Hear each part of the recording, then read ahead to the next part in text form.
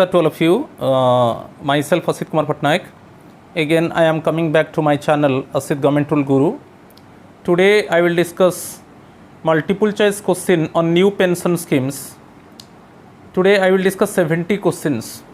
With patience, if you go through all the questions, I think that you must have clear your all doubts in regarding to the NPS. And these 70 questions would be very useful for principal and vice principal examinations, and also those are preparing for departmental promotion exams, and also those it means employees, they want to know about new pension scheme, then they can get clear information. So I do not want to waste more time. Now I am going to discuss MCQ on new pension scheme. Question number 1. New pension scheme is applicable to all new entrants to central government service joining on or after. Your answer is bit B. Last January 2004. Clear? Answer is bit B. 1/1/2004. इसमें थोड़ा मैं clarify करना चाहता हूँ. Prior of 1/1/2004, जो भी government employees pension department में काम कर रहे हैं और उनके लिए CCS पेंशन रूल्स 1972 लागू है, और 1/1/2004 के बाद वो टेक्निकल रेजिग्नेशन देकर वो और कोई गवर्नमेंट डिपार्टमेंट को जाते हैं और वहाँ पर भी पेंशन फैसिलिटीज़ है, so they are eligible for CCS pension rules 1972, क्योंकि उनका जॉइनिंग 1/1/2004 के पहले है. क्लियर? उसके बाद वो 1/1/2004 के बाद वो जा रहे हैं और कोई डिपार्टमेंट को जहाँ पर पेंशन फैसिलिटीज़ है, तो वो ओल्ड पेंशन में आएंगे, राइट. मगर जो ज्वाइन किया है 1/1/2004 and after that, okay, then they are entitle for new pension scheme.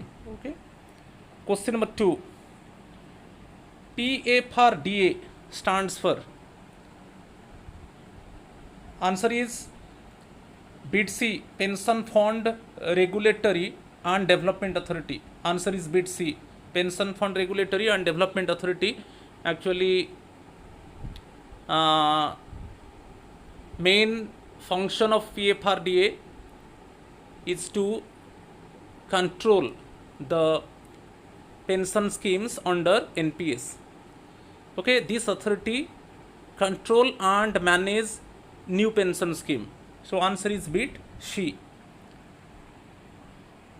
Question number 3. Who of the following are exempted from the new pension system? Railway Services, Postal and Telecommunication Department, bit C. Armed Forces, none of the above. Answer is bit C, Armed Forces. Armed Forces के लिए new pension system लागू नहीं है.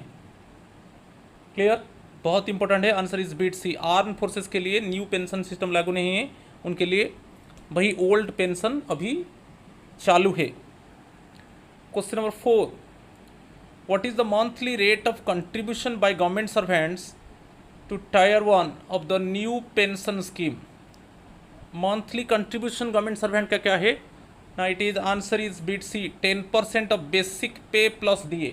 जो हमारा basic पे है plus DA है, उसका 10% हमारा कंट्रीब्यूशन होता है. It is the contribution of the government subscriber, okay, to NPS.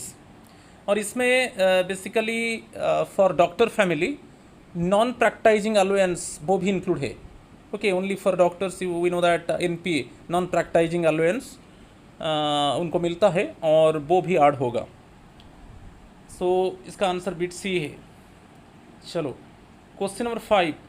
What is the rate of government contribution to the employees account under tier 1 of the NPS? तो government share कितना है? Okay, जो हमारा share 10% है basic pay plus DA का, वैसे ही government share कितना है? गवर्नमेंट कितना कंट्रीब्यूट करता है? ना answer is bit C, it is 14% of basic pay plus DA. Clear? तो answer is bit C, 14%. So हमारा शेयर 10% हो गया. ओके, और जो सब्सक्राइबर का शेयर, जो गवर्नमेंट सब्सक्राइबर है उसका शेयर 10% हो गया और गवर्नमेंट शेयर 14% हो गया. क्लियर? चलो, question number 6. A person joins central government service in the month of June 2021, when will the deductions towards Tier 1 contribution start from his pay bill? यहाँ पर रूल है, जिस मंथ में न्यू गवर्नमेंट एम्प्लॉय ज्वाइन करता है तो उसका जो डिडक्शन है, उसका जो बेसिक पे प्लस डीए से जो 10% डिडक्ट होगा, उसका जो शेयर होगा वो कब से डिडक्ट होता है?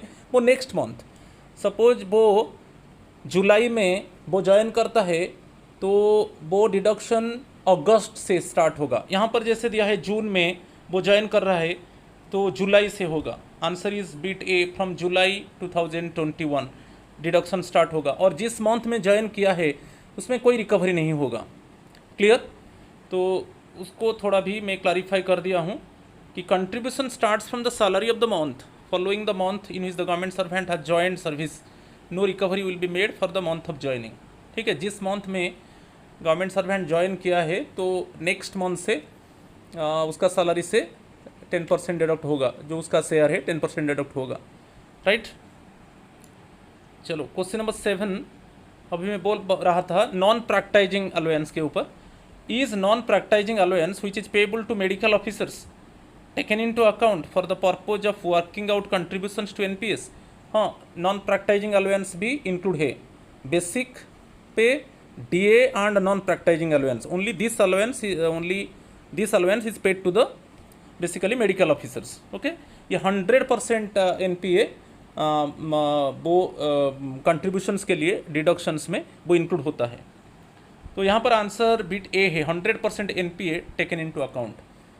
ओके, उसमें जो हमारा बेसिक पे प्लस डीए हमारे लिए है, वैसा ही मेडिकल ऑफिसर्स के लिए basic pay plus DA plus NPA non practising allowance, उसका 10% वो सब्सक्राइबर का कंट्रीब्यूशन होगा और गवर्नमेंट शेयर 14% होगा।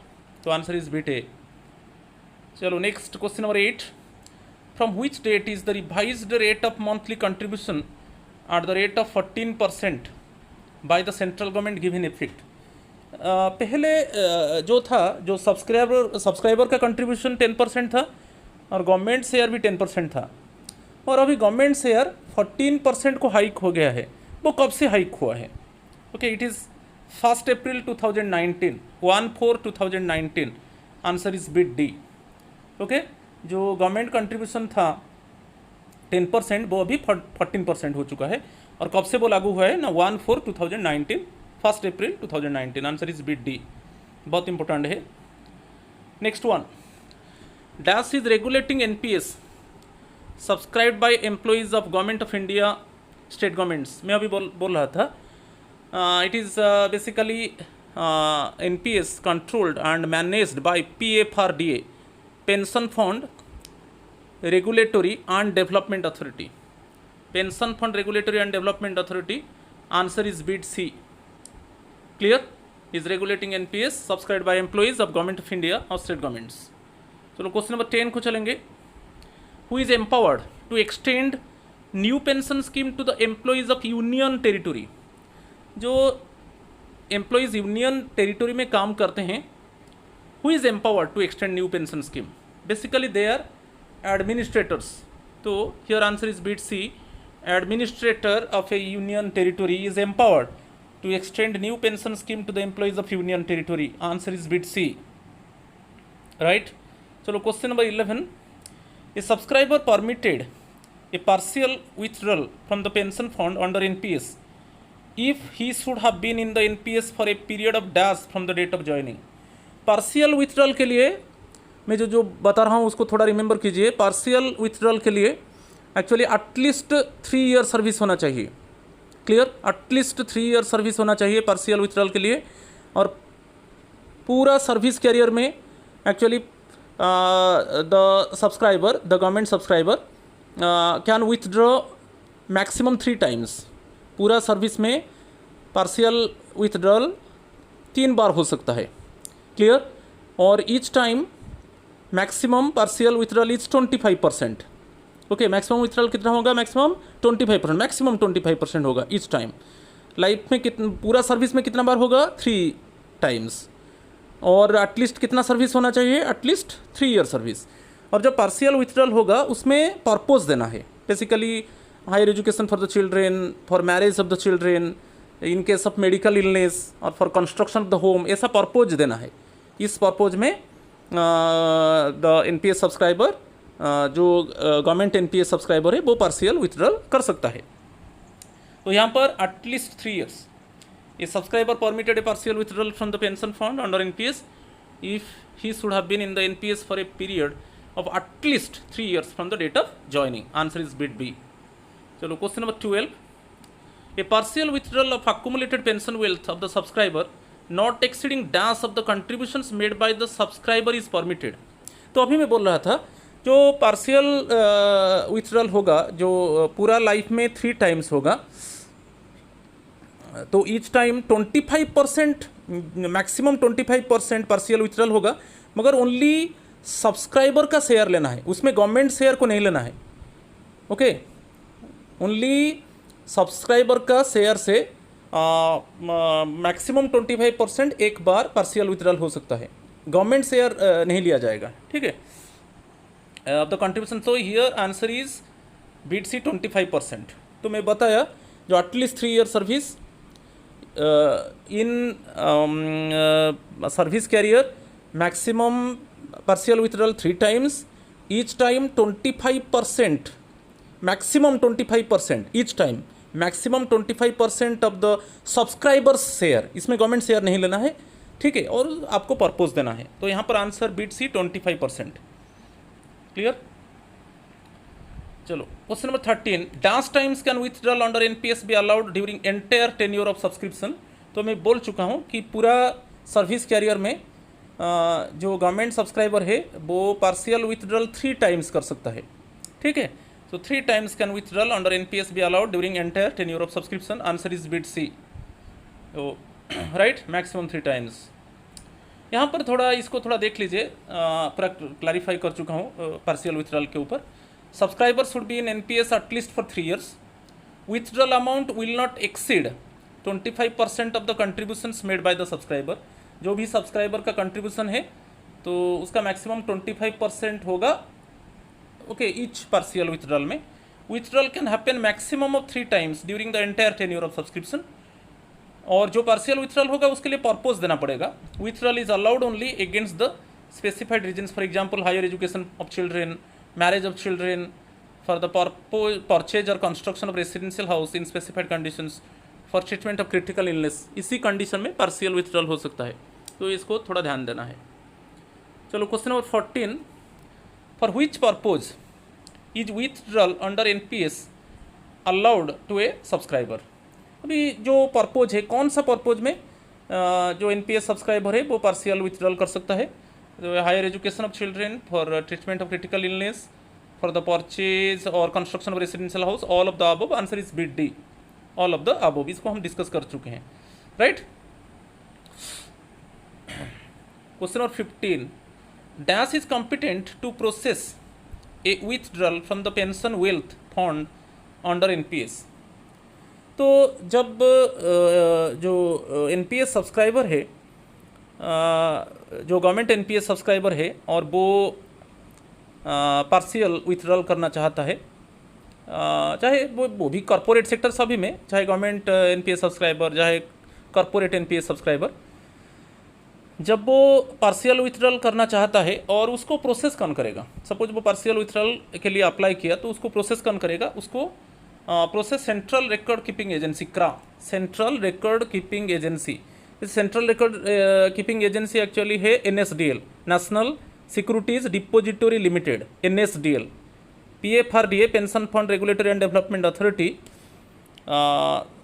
सेंट्रल रिकॉर्ड कीपिंग एजेंसी के आकार में एनएसडीएल को रिस्पॉन्सिबिलिटी दिया है, नेशनल सिक्योरिटीज डिपोजिटरी लिमिटेड। तो सेंट्रल रिकॉर्ड कीपिंग एजेंसी जो जब सब्सक्राइबर वो विथड्रॉल के लिए अप्लाई करेगा उसको प्रोसेस करेगा। Right, answer is bit C.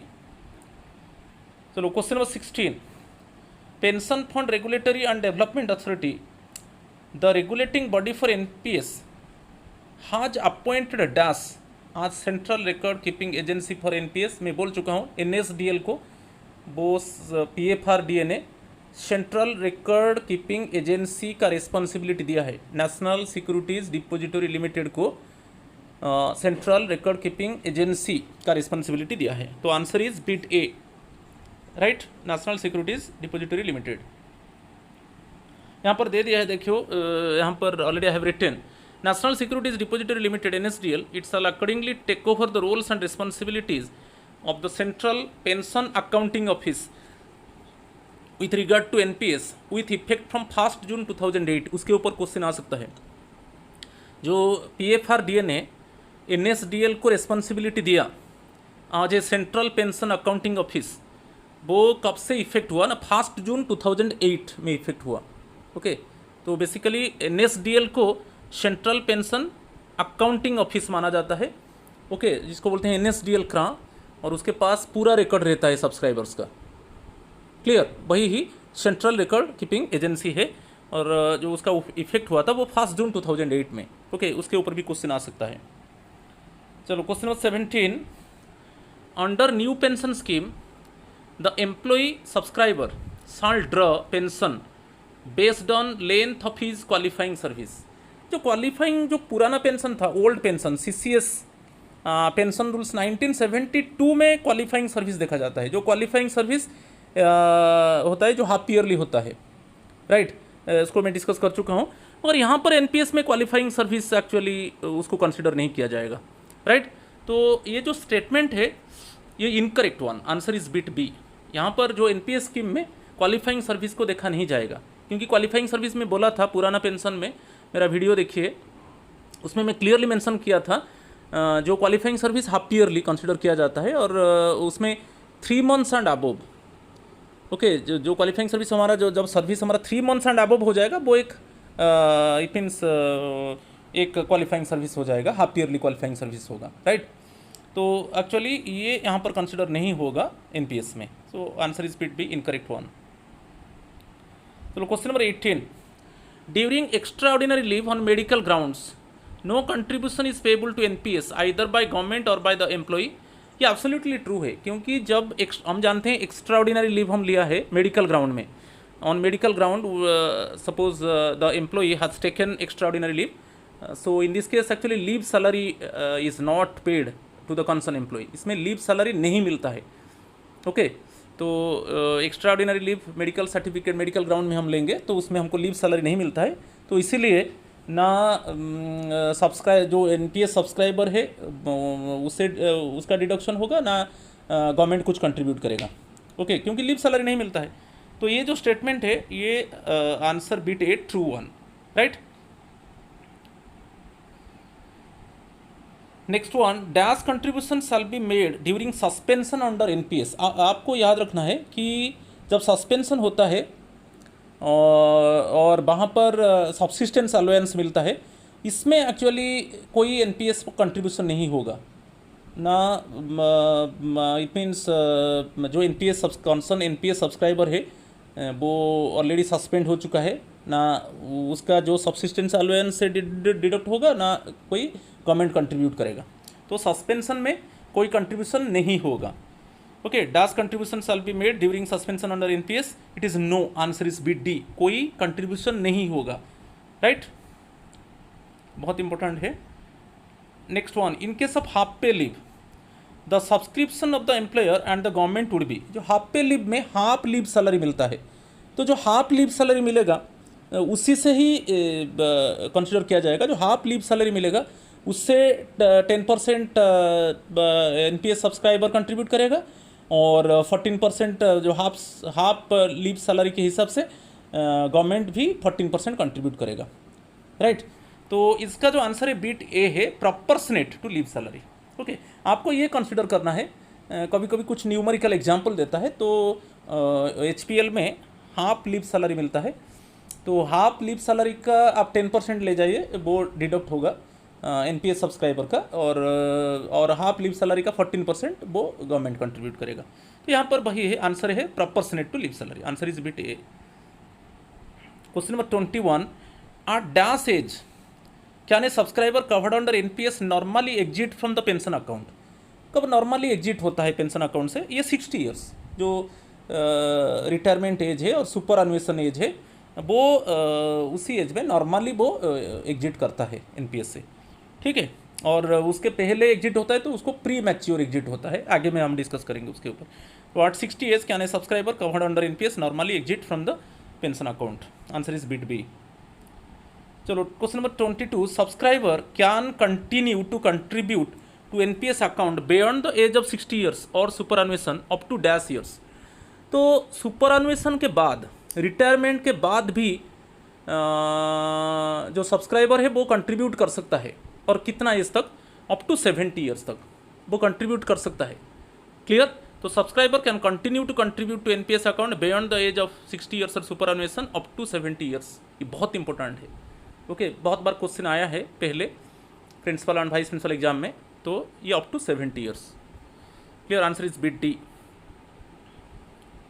Next one, if NPS subscriber opt for premature exit और voluntary retirement then minimum annuitization is dash of accumulated wealth. Suppose premature exit और suppose voluntary retirement को भी pre mature exit कहा जाएगा, तो उस case में minimum अनुइटाइजेशन कितना होगा, जो एक्यूमुलेटेड वेल्थ होगा।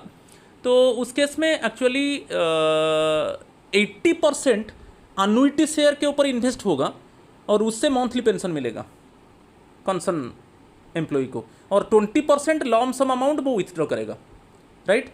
जब प्री मैच्योर एग्जिट होगा, जो एक्यूमुलेटेड पेंशन वेल्थ है उसका 20% वो विथड्रॉ करेगा, okay.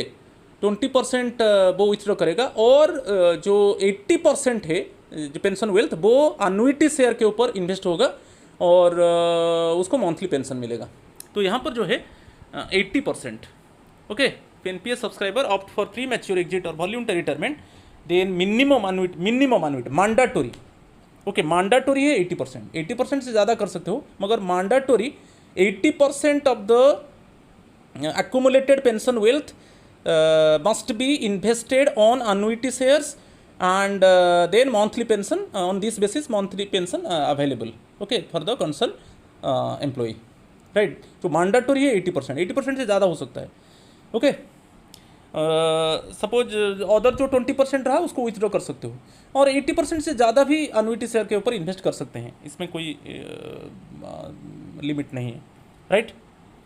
Next one, if NPS subscriber opt for premature exit और voluntary retirement then maximum lump sum withdrawal is dash of accumulated wealth. तो मैक्सिमम लॉम सम विथड्रॉल 20% होगा, क्योंकि mandatory है, जो मिनिमम अनुइटाइजेशन है, जो मिनिमम अनुइटी शेयर के ऊपर इन्वेस्ट होगा, तो वो 80% है। 80% मैंडेटरी है, ओके, वो मिनिमम है, उससे ज़्यादा भी इन्वेस्ट हो सकता है अनुइटी शेयर के ऊपर। तो वहाँ पर मिनिमम 80% होगा, तो मैक्सिमम कितना विथड्रॉ कर सकते, लॉम सम अमाउंट जो विथड्रॉ होगा कितना होगा, वो 20% होगा। तो answer is beat A, 20%। Clear? If NPS subscriber opt for premature exit और voluntary retirement then maximum lump sum withdrawal is 20% of accumulated wealth, right. चलो question number 25, in case of premature exit if total accumulated corpus is dash the subscriber can avail the option of complete withdrawal, however you can exit from NPS only after completion of 10 years। अच्छा, pre mature exit में जो accumulated pension wealth कितना होगा, जो उसको हम 100% withdrawal कर सकते हैं। आपको याद रखना है, यदि प्री मैच्योर एग्जिट में total accumulated corpus fund is 1 lakh और लेस होगा, तो 100% उसको कंसर्न जो एम्प्लॉय है वो विथड्रॉ कर सकता है।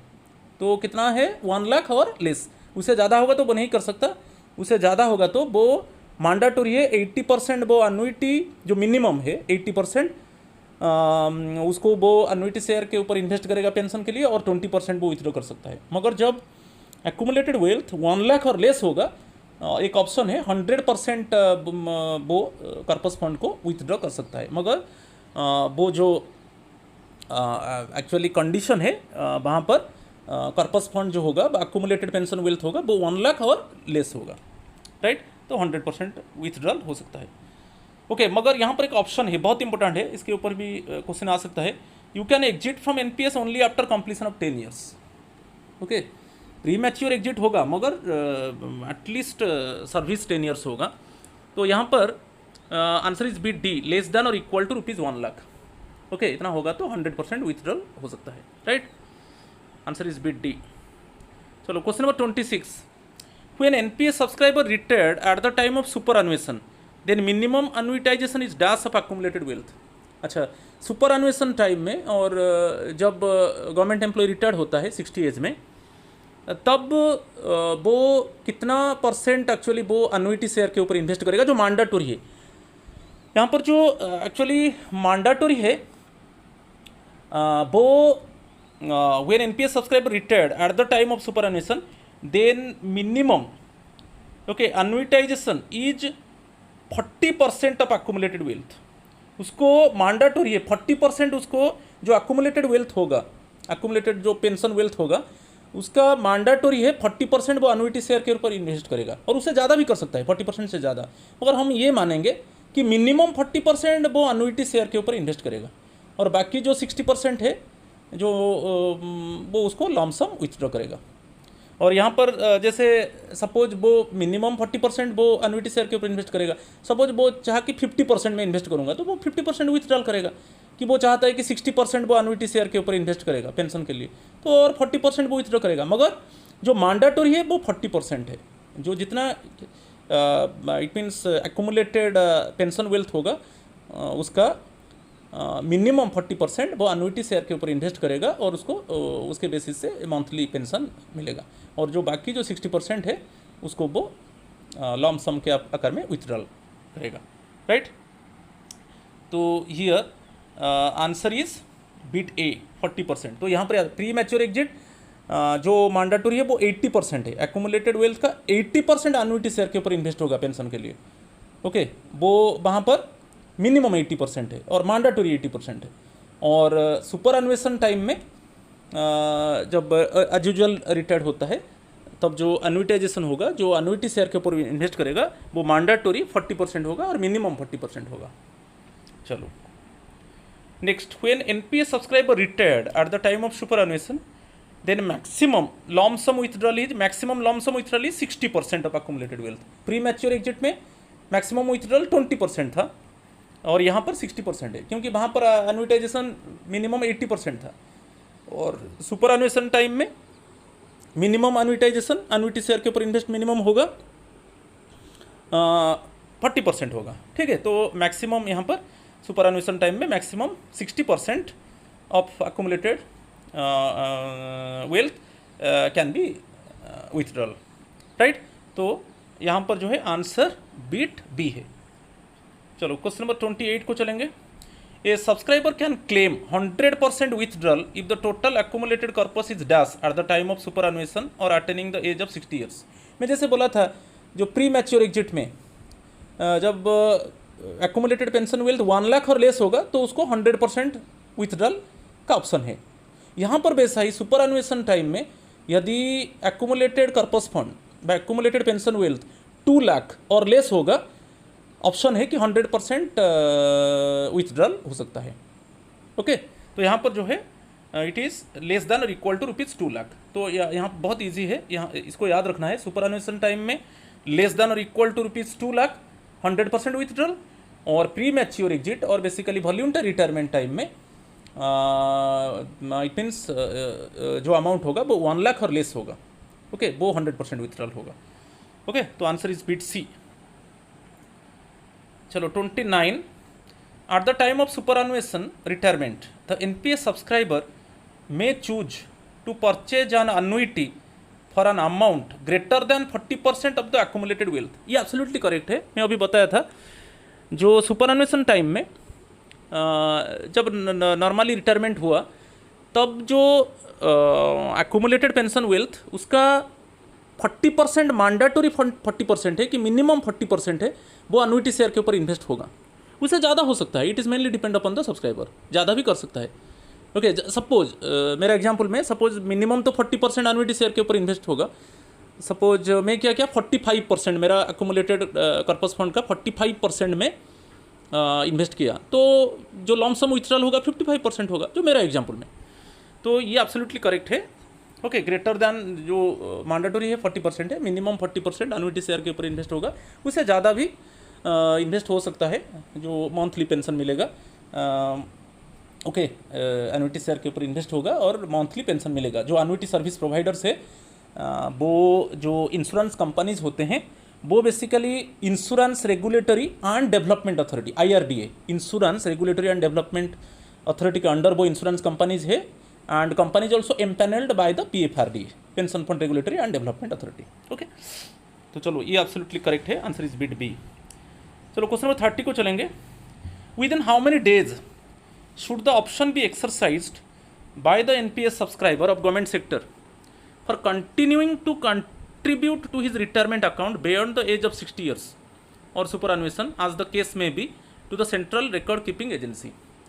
तो हमको ये पता है कि रिटायरमेंट होने के बाद भी हम NPS में कंट्रीब्यूट कर सकते हैं। ओके, अप टू 70 एज तक। पहले क्वेश्चन में मैं डिस्कस किया, बहुत इंपॉर्टेंट है। 60 एज के बाद भी हम NPS में कंट्रीब्यूट कर सकते हैं अप टू 70 एज तक, और उसमें एक परमिशन लेना है just 15 days before the superannuation. जो सुपर एनुएशन डेट है उससे 15 डेज बिफोर एक परमिशन लेना है, ठीक है। तो जो हमारा जो ऑफिस है, हेड ऑफ ऑफिस है, हम इन्फॉर्म करेंगे, राइट।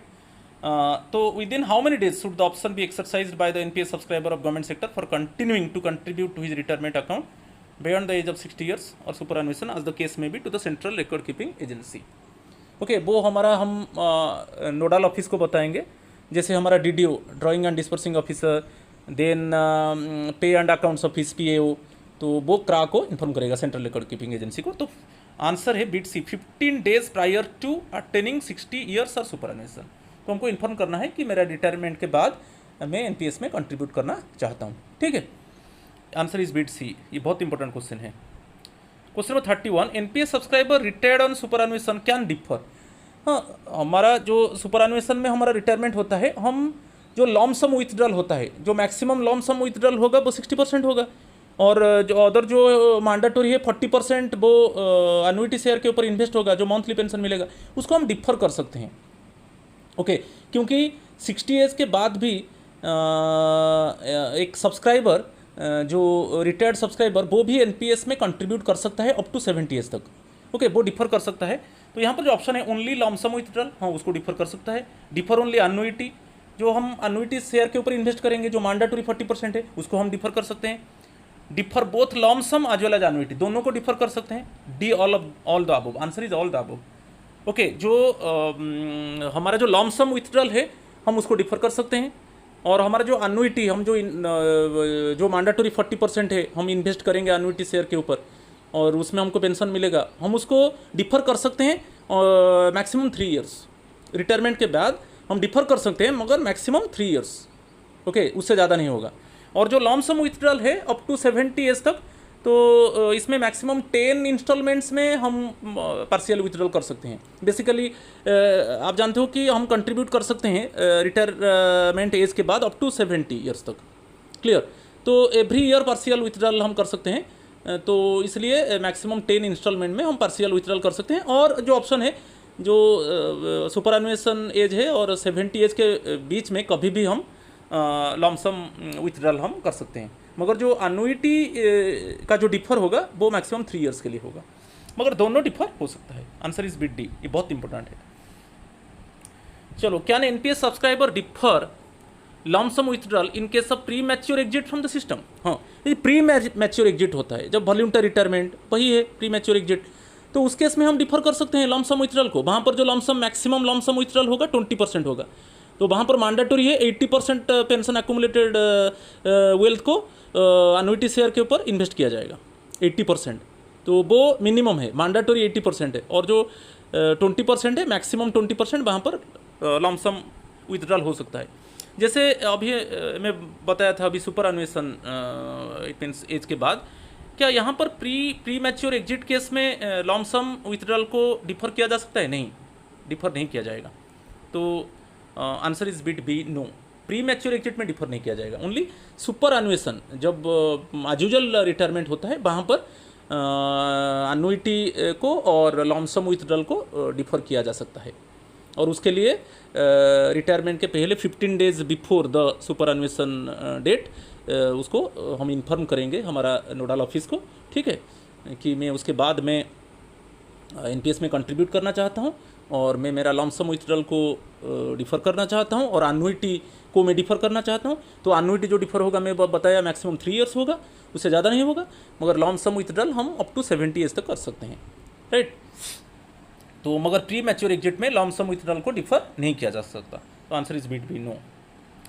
चलो क्वेश्चन नंबर 33, यहाँ पर कुछ स्टेटमेंट दिया है कि due to retirement on superannuation the subscriber deferred the lump sum till the age of 70 years which can be withdrawn at any time between superannuation and 70 years of age or every year till the age of 70 years। ये correct statement है, क्योंकि हमारा जो lump sum withdrawal है, जो lump sum withdrawal maximum 60% है, हम उसको डिफर कर सकते हैं till the age of 70 years। और जो सुपरएनुएशन जो डेट है एंड 70 years एज के बीच में कभी भी हम उसको लमसम अमाउंट को हम विथड्रॉल कर सकते हैं। और मैं जैसे बताया कि पार्शियल विथड्रॉल कर सकते हैं कि एवरी ईयर हम कुछ कुछ पार्ट को हम विथड्रॉल कर सकते हैं अप टू 70 years तक। मैं अभी बताया कितना इंस्टॉलमेंट्स, 10 इंस्टॉलमेंट्स हो गया ना, 60 to 70 मीन्स अब 10 इंस्टॉलमेंट्स में एवरी ईयर पार्टली हम जो हमारा लमसम विथड्रॉल है हम उसको विथड्रॉ कर सकते हैं। फर्स्ट स्टेटमेंट करेक्ट है। Second statement, the subscriber has to intimation to the employer in the specified form at least 15 days before the attainment of age of superannuation about the deferment of lump sum withdrawal, and same should be authorized by the associated nodal officer in the CRA system। ये भी correct है, अभी मैं उसको discuss कर चुका हूँ। तो बोथ ये स्टेटमेंट भी करेक्ट है। थर्ड स्टेटमेंट है, if deferment is availed by the subscriber, subscriber has to bear the maintenance charges like CRA, pension fund managers etcetera. हाँ, यदि डिफर किया, हम 60 एज के बाद हम कंट्रीब्यूट करना चाहते हैं, तो हमारा जो कंट्रीब्यूशन अभी जैसे हमारा सर्विस पीरियड में हमारा जो कंट्रीब्यूशन होता है जैसे एज यूजुअल मैनर, ये हमारा काम नहीं है, हमारा सैलरी से डिडक्ट होता है। तो वैसा ही गवर्नमेंट शेयर, तो ऑटोमेटिकली वो हमारा जो नोडल ऑफिस है उसको वो CRA में, सेंट्रल रिकॉर्ड कीपिंग एजेंसी में डिपॉजिट करता है। तो वो हमारा कुछ रूल नहीं है। मगर 60 के बाद पर्सनली हम उसको चाहे ENPS अदरवाइज जो POP है पास में, पॉइंट ऑफ प्रेजेंस है, वहाँ पर जाके हम जमा करेंगे, ये हमारा रिस्पॉन्सिबिलिटी आ जाएगा 60 एज के बाद। तो इस केस में तो हमको मेंटेनेंस चार्ज भी देना पड़ेगा, जैसे सेंट्रल रिकॉर्ड कीपिंग एजेंसी का और पेंशन फंड मैनेजर्स, उनका जो मेंटेनेंस चार्ज है तो कंसर्न सब्सक्राइबर को देना पड़ेगा 60 एज के बाद, राइट। तो ये तीनों स्टेटमेंट करेक्ट है। तो यहाँ पर तीनों statement, all the above statements are correct one, answer is bit D, right. Question number 34, can I defer my annuity at the time of retirement और superannuation if yes, what are the provisions. हाँ, जो हमारा अन्नुइटी होता है, मैं बताया था superannuation जब हमारा नॉर्मली रिटायरमेंट होता है तो उस केस में ये मैंडेटरी है कि 40% of accumulated pension wealth annuity share के ऊपर इन्वेस्ट होगा और हमको उस बेसिस में मंथली पेंशन मिलेगा, ठीक है। तो ये तो है, और उसको डिफर किया जा सकता है। जैसे एक NPS सब्सक्राइबर वो 60 एज के बाद भी कंट्रीब्यूट करना चाहता है, ओके, 60 एज के बाद, तो वो अन्नुइटी को वहाँ पर डिफर कर सकता है, ओके। तो यहाँ पर मैं अभी बताया था तो कितना पीरियड के लिए डिफर कर सकता है कि 3 इयर्स तक, okay, maximum period of 3 years. तो जहाँ पर देखिए, तो annuity purchase can be deferred for maximum period of 3 years. तो answer is beat A, okay. तो अन्नुइटी जो इन्वेस्टमेंट है, जो हमारा मैंडेटरी है कि 40% एक्यूमुलेटेड पेंशन वेल्थ को अन्नुइटी शेयर के ऊपर इन्वेस्ट होगा, ओके। और हम 60 suppose the concern subscriber want to contribute to NPS after retirement, okay, वो डिफर कर सकता है और मैक्सिमम 3 इयर्स तक, okay. Answer is beat A. चलो question number 35, if the NPS subscriber keep on contributing tier 1 account even after retirement or superannuation, subscriber has to, हाँ ये जो दिया है if the NPS subscriber, हाँ NPS subscriber ऑप्शन है tier 1 account में 60 as के बाद भी वो कंट्रीब्यूट कर सकता है। तो subscriber has to shift his or her PRAN permanent retirement account number PRAN to any POP, point of presence or ENPS, इसमें शिफ्ट कर सकता है। हाँ, ये एब्सोल्युटली राइट है। Nodal office shall not assist in uploading of contribution after the date of superannuation, क्योंकि अभी जो अपलोड होता है हमारा सैलरी से 10% डिडक्ट होता है, और वहाँ पर गवर्नमेंट शेयर 14% होता है। तो नोडल ऑफिस का काम है, उसको वो अपलोड करता है, मगर अभी वो असिस्ट नहीं करेगा। 60 ईयर्स के बाद नोडल ऑफिस असिस्ट नहीं करेगा। ये भी स्टेटमेंट ठीक है। Subscriber has to operate account in his or her individual capacity only, हाँ ये भी ठीक है। Subscriber has to bear the maintenance charges like POP, point of presence, CRA, central record keeping agency, PFM, pension fund managers etcetera, और जो maintenance charges है उसको देना पड़ेगा 60 ईयर्स के बाद। तो ये चारों स्टेटमेंट करेक्ट है। Answer is beat E, all of the above. Okay, इसमें विभिन्न तरीके से क्वेश्चन आ सकता है, तो आप थोड़ा ध्यान दीजिए। Answer is beat E, all the above, right. चलो क्वेश्चन नंबर 36 को चलेंगे। How to process the death cases if there is no nominee registered in the CRA system. Suppose CRA system में नॉमिनी नहीं है और कंसर्न एम्प्लॉय का death हो गया, और जो सेंट्रल रिकॉर्ड कीपिंग एजेंसी का जो रिकॉर्ड में एक्चुअली उसका नॉमिनी नहीं है, तो वहाँ पर फिर नॉमिनी किसको माना जाएगा। एक्चुअली जो हमारा टर्मिनल बेनिफिट के लिए जो ऑफिस रिकॉर्ड में हमारा नॉमिनी होता है, जो टर्मिनल बेनिफिट हमको मिलेगा, जैसे ग्रेचुइटी मिलेगा और लीव एनकैशमेंट मिलेगा, तो ये सब के लिए तो बेसिकली हमारा ऑफिस रिकॉर्ड में नॉमिनी होता है, तो उसी को ही कंसीडर किया जाएगा। ऑफिस रिकॉर्ड, सपोज क्रा में नहीं है नॉमिनी तो ऑफिस रिकॉर्ड देखा जाएगा। ओके, जो फॉर्म नंबर 3 होता है, जब कोई नया जो ज्वाइन करता है, कोई any person join the government department newly, उसको फॉर्म 3 में उसको पूरा फैमिली मेम्बर्स मेंशन करना पड़ता है, पूरा फैमिली में मेम्बर्स जो है उसका मेंशन करना पड़ता है, और नॉमिनी भी वो मेंशन करता है। ठीक है, तो यहाँ पर जो आंसर है, answer is bit B, nominee available in the office record with his और her employer for the purpose of receiving other admissible terminal benefits. Answer is bit B, right. ये भी बहुत इंपॉर्टेंट क्वेश्चन है। Question number 37 को चलेंगे। Can NPS subscriber avail loan against his और her NPS account. NPS account में क्या loan avail कर सकता है concern subscriber? No, loan avail नहीं कर सकता। तो answer is bit A, no. Okay, NPS account against में एनपीएस जो सब्सक्राइबर है वो लोन नहीं ले सकता। Answer is bit A. चलो next question number 38। Can a retired subscriber of NPS withdraw lump sum amount in phased manner. हाँ, मैं अभी बताया था, सपोज वो उसका लॉम सम जो अमाउंट विथड्रॉल है उसको वो डिफर कर दिया, और वो 60 ईयर्स के बाद कंट्रीब्यूट करना चाहता है एनपीएस में, तो वहाँ पर अप टू 70 ईयर्स तक वो उसको डिफर कर सकता है लॉम सम अमाउंट को। और बेसिकली जो सुपर अन्वेषण डेट है और 70 एज के बीच में कभी भी वो लॉम सम अमाउंट को विथड्रॉ कर सकता है। में मैक्सिमम लॉम सम अमाउंट जो है 60% है एक्यूमुलेटेड पेंशन वेल्थ का, तो कभी भी वो विथड्रॉ कर सकता है सुपर अन्वेषण डेट और 70 एज के बीच में। और ऐसा भी है जो मैक्सिमम 10 इंस्टॉलमेंट्स में एवरी ईयर पार्ट वो जो लॉम सम अमाउंट को विथड्रॉ कर सकता है। ओके, तो यहाँ पर आंसर है bit A, yes, up to 10 installments over the period from 60 years to 70 years. Okay, answer is bit A. चलो question number 39। What will happen to tier 2 account of NPS subscriber in case of closure of tier 1 account? तो tyre 2 account के बारे में बता रहा हूँ। जब tyre 1 account है तब हम टायर 2 अकाउंट को ओपन कर सकते हैं, ठीक है। और टायर 2 अकाउंट में हम जो एक्चुअली कंट्रीब्यूट कर रहे हैं उसके लिए कोई टैक्स एग्जेम्पशन नहीं है। और मजा बात है, जब टायर 1 अकाउंट हमारा क्लोज हो जाएगा ऑटोमेटिकली टायर 2 अकाउंट क्लोज हो जाएगा।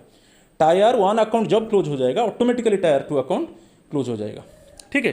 तो यहाँ पर जो what will happen to tier 2 account of NPS subscriber in case of closure of tier 1 account, तो automatically tier 2 account will also be closed. Answer is bit C, right.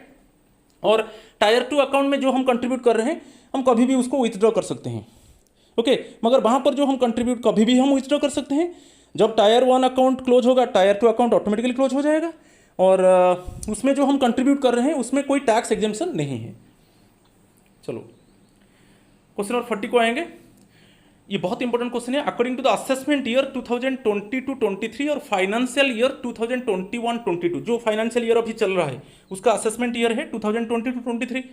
Under IT section, income tax section, एक section 10-12A है। Section 10 में section 10-12A है, sum received from the national pension trust, national pension system trust by an assessee on account of closure और opting out of the pension scheme, okay, exempt up to dash of amount. तो यहाँ पर थोड़ा मैं idea देता हूँ कि जब रिटायरमेंट होता है, नॉर्मल रिटायरमेंट होता है सुपर अन्वेषण टाइम में, तो ये मैंडेटरी होता है कि 40% जो पेंशन एक्यूमुलेटेड वेल्थ है वो 40% एन्युइटी शेयर के ऊपर इन्वेस्ट होगा और उसके ऊपर पेंशन मिलेगा, और जो 60% वो लॉमसम विथड्रॉल होगा। जो 60% लॉमसम विथड्रॉल होगा, क्या इसके ऊपर टैक्स लगेगा? उसके ऊपर टैक्स नहीं लगेगा, पूरा फुल्ली एग्जेम्पशन है। ये अभी जो करंट ईयर चल रहा है 2021-22 जो असेसमेंट ईयर है 2022-23 में क्लियरली मेंशन है कि रिटायरमेंट टाइम में, नॉर्मल रिटायरमेंट टाइम में जो मैक्सिमम 60% लॉमसम विथड्रॉल होगा वो fully exempted from tax, fully exempted from tax. वो सेक्शन 10 में चले जाइए, सेक्शन 10(12)(a) को देखिए, ये भी बहुत इंपॉर्टेंट है, उसके ऊपर भी क्वेश्चन आ सकता है। तो यहाँ पर जो आंसर है exempt up to 60% of amount, answer is bit C. Section को भी याद रखना है। चलो नेक्स्ट है according to the assessment year, यही करेंट ईयर 2021-22 असेसमेंट ईयर है 2022-23 अंडर आईटी सेक्शन 10(12)(b। ये जो सेक्शन, अगेन सेक्शन 10 आप एक देखिए 12(b) में जो पार्शियल विथड्रॉल होता है, जो पार्शियल विथड्रॉल होता है मैक्सिमम 25% होता है, जो हम 3 टाइम्स एक्चुअली पूरा सर्विस कैरियर में हम 3 टाइम्स पार्शियल विथड्रॉल कर सकते हैं पर्पस देकर, और ईच टाइम मैक्सिमम 25% हम विथड्रॉ करेंगे। क्या जो मैक्सिमम 25% जो पार्शियल विथड्रॉल होगा, क्या उसके ऊपर टैक्स लगेगा ना? फुल्ली टैक्स एग्जेम्प्टेड है। एक्चुअली अभी जो फाइनेंशियल ईयर चल रहा है और उसमें क्लियरली मेंशन है कि वो fully it means exemption of tax, right. तो अभी जो पार्शियल विथड्रॉल मैक्सिमम 25% होगा, it is fully exempted from tax, उसमें टैक्स नहीं लगेगा। तो exempt up to what, maximum कितना है पार्शियल विथड्रॉल? 25%, बस exempt up to 25% of amount of contributions made by the employ. तो ये सेक्शन 10(12)(b), राइट। ये दोनों बहुत इंपॉर्टेंट है 40-41। चलो क्वेश्चन नंबर 42 को चलेंगे। What is the ceiling limit for availing tax benefit under section 80 CCE for NPS contribution? 80 CCE में 3 चीज आता है, एक 80C, एक 80CCC, एक 80 CCD1, ठीक है। ये तीनों का एग्रीगेट को हम 80 CCE बोलते हैं और मैक्सिमम 1.5 लाख एग्जेम्प्टेड है, मैक्सिमम तीनों में। 80C जो है जैसे कंट्रीब्यूशन टू LIC की, प्रोविडेंट फंड की, सपोज नेशनल सेविंग सर्टिफिकेट कि हम होम लोन लिया है तो उसका प्रिंसिपल अमाउंट, ये सब इंक्लूड होता है, कोई इंफ्रास्ट्रक्चरल बॉन्ड, तो ये सब 80C में आता है। 80CCC पेंशन फंड, आप कोई पेंशन फंड, आप कोई एन्युइटी शेयर, कोई इंश्योरेंस कंपनी का एन्युइटी शेयर खरीदा है पेंशन के लिए, तो वो आ जाएगा 80CCC में। और 80 CCD1 है जो सब्सक्राइबर का शेयर है, जो हमारा शेयर है, जो हमारा शेयर जो 10% होता है बेसिक प्लस DA का। तो ये तीनों चीज आ जाएगा 80 CCE में, याद रखिए 80C, 80CCC, 80 CCD1। 80C जो है, और एक बार बता रहा हूँ, वो LIC कंट्रीब्यूशन और बेसिकली जो होम लोन आप लिया है तो उसका प्रिंसिपल अमाउंट, क्लियर। और प्रोविडेंट फंड में आप कुछ डिपॉजिट कर रहे हो, राइट। कोई इंफ्रास्ट्रक्चर बॉन्ड के ऊपर आप इन्वेस्ट किए हो, कि नेशनल सेविंग सर्टिफिकेट जो पोस्टल में किए हो, तो वो आ जाएगा 80C में। 80CCC आप कोई पेंशन फंड खरीदा है, ओके, तो जो एन्युइटी शेयर खरीदा है पेंशन के लिए, वो भी 80CCC में आएगा। और 80 CCD1 जो हमारा शेयर होता है, तो तीनों मिलाकर एक्चुअली 1.5 लाख होगा पूरा। इट इज तीनों मिलाकर 80C, 80CCC, 80 CCD1, okay. 80 CCD1 जो सब्सक्राइबर का शेयर होता है, तो तीनों मिलाकर एक्चुअली 1.5 लाख के ऊपर एग्जेम्प्ट होगा। तो यहाँ पर दिया है what is the ceiling limit for availing tax benefit under section 80 CCE for NPS contribution, it is ₹1.5 lakh, तीनों मिलाकर एग्रीगेट में, ठीक है, सेपरेट नहीं होगा। तो उसको थोड़ा मैं क्लैरिफाई कर दिया। यहाँ पर देखिए क्या क्या आएगा 80 CCE में। The aggregate amount of deductions under section 80C, section 80CCC and 80 CCD1 shall not in any case exceed 150 thousand rupees और 1.5 लाख रुपीज। 80C में क्या क्या आता है? Basically 80C allows deduction for investment made in PPF, EPF, LIC premium, equity linked saving scheme, principal amount payment towards home loan, stamp duty and registration charges for purchase of property, Sukanya Samriddhi Yojana, national saving certificate, senior citizen saving scheme, ULIP, tax saving FD for 5 years, infrastructure bond, ये सब 80C में आ गया। Next 80CCC, ये pension fund है। कोई pension fund हम लिया है LIC का कि SBI का कि एचडीएफसी का कि रिलायंस का 80CCC allows deduction for payment towards annuity pension plans, pension receipt for annuity और amount received upon surrender of the annuity including interest और bonus accrued on the annuity is taxable in the year of receipt. 80CCC 80CCD1 है employers contribution to NPS. तो ये तीनों मिला दो 80CC में, तीनों मिलाकर टोटल एग्जाम्पशन लिमिट है 1.5 लाख। बहुत इंपॉर्टेंट है। नेक्स्ट है what is the additional tax benefit होता है जो 80CCD1B में, ये जो दिया है सेक्शन 80CCD, तो अभी तो हो गया 80CCE, ई में तीन चीज आ गया 80C, 80CCC, 80CCD1 जो हमारा शेयर होता है 80CCD1 में, और एक 80CCD1B एक एडिशनल इन्वेस्टमेंट ऑप्शन दिया है 2015-16 से ये ऑप्शन दिया है। What is the additional tax benefit under section 80CCD1B for contribution to NPS, ये मैक्स ₹50,000 है। तो ये मिलाकर 80CCE और 80CCD1B में को 2 लाख के ऊपर टैक्स एग्जेम्पशन मिलता है। ओके 80CCE हो गया एग्रीगेट, आपको पता हो गया। नेक्स्ट 80CCD1B में भी हम मैक्सिमम 50,000 के लिए भी टैक्स एग्जेम्पशन है। तो टोटल 1.5 लाख वहाँ पर, यहाँ पर 50,000, तो 2 लाख हो गया। Answer is bit D. चलो अभी देखेंगे कि गवर्नमेंट शेयर किस में आता है। Tax exempted under section dash for contribution to NPS by the government share. Basically जो एम्प्लॉयर का शेयर होता है, आपको याद रखना है, जो एम्प्लॉयर का शेयर होता है बेसिकली, जो एम्प्लॉयर का शेयर होगा बेसिकली, जो गवर्नमेंट शेयर होगा, जो गवर्नमेंट शेयर अभी कितना देता है 14% है हमारा बेसिक प्लस डीए का, तो वो डायरेक्टली टैक्स एग्जेम्प्टेड है। वो सेक्शन 80CCD2 में आता है। 80CCD1 में वो वहाँ पर चला गया 80CCE में। 80CCD1 जो हमारा शेयर होता है और 80CCD2 वो अलग तरीके से 80CCD2 में जो गवर्नमेंट शेयर होता है, जो 14% ऑफ मंथली जो गवर्नमेंट कंट्रीब्यूट करता है 14% of basic pay plus DA, तो वो 80CCD2 जो सेक्शन है आईटी का, उसमें जितना अमाउंट होगा वो उसमें डिडक्ट हो जाता है। ओके उसके ऊपर टैक्स नहीं लगता है, वो डायरेक्टली माइनस हो जाता है, डिडक्ट हो जाता है। Tax exempted under section 80CCD2 for contribution to NPS by the government share. Okay चलो क्वेश्चन नंबर 45।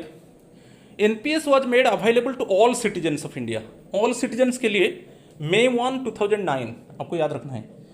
अभी सभी सिटीजन एक्चुअली वो एनपीएस में कंट्रीब्यूट कर सकते हैं, और actually it was effect from May 1, 2009। Answer is bit B, ये बहुत इंपॉर्टेंट है।